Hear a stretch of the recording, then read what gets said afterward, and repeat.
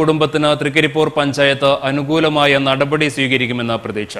ആശ്രയ പദ്ധതിയിൽ ഉൾപ്പെടുത്തി ചിത്തനും 3 കുട്ടികളും ഉൾപ്പെടുന്ന കുടുംബത്തിന് പുതിയ വീട് നിർമ്മിക്കാനുള്ള തീരുമാനം പഞ്ചായത്ത് ഭരണസമിതി കൈക്കൊള്ളുമെന്നാണ് സൂചന.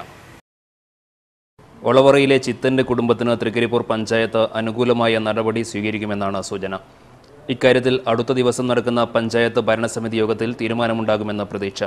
കഴിഞ്ഞ SSLC പരീക്ഷയിൽ മികച്ച വിജയം നേടിയ ചിത്തന്റെ മക്കളായ ബിജു, അശ്വതി എന്നിവർ താമസിക്കുന്നത് കീറിയ ഓലപ്പുരയിലാണ്. ചിത്തനും 3 മക്കളും ഉൾപ്പെടുന്ന കുടുംബത്തിന് സ്വന്തമായി വീടാണ് അത്യാവശ്യമായി വേണ്ടത്.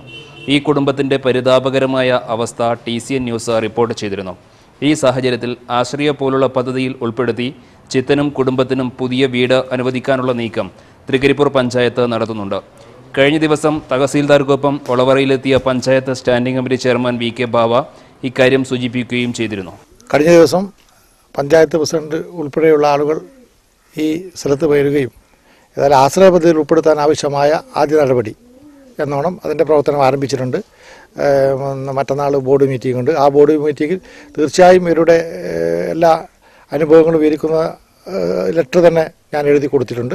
തീർച്ചയായും ഒരു അനുകൂലമായ സമീപനം ഉണ്ടാകുമെന്നാണ് മനസ്സിലാക്കുന്നത്. അത് പ്രസിഡന്റിൻ്റെ നോട്ടിൻ്റെ മേൽ ഏതായാലും ക്ലേശഘടകങ്ങൾ എത്രത്തോളം ഇവരെ ബാധിക്കുന്നതിനെക്കുറിച്ചുള്ള റിപ്പോർട്ട് സമർപ്പിക്കാൻ വേണ്ടി കൊടുത്തിട്ടുണ്ട്.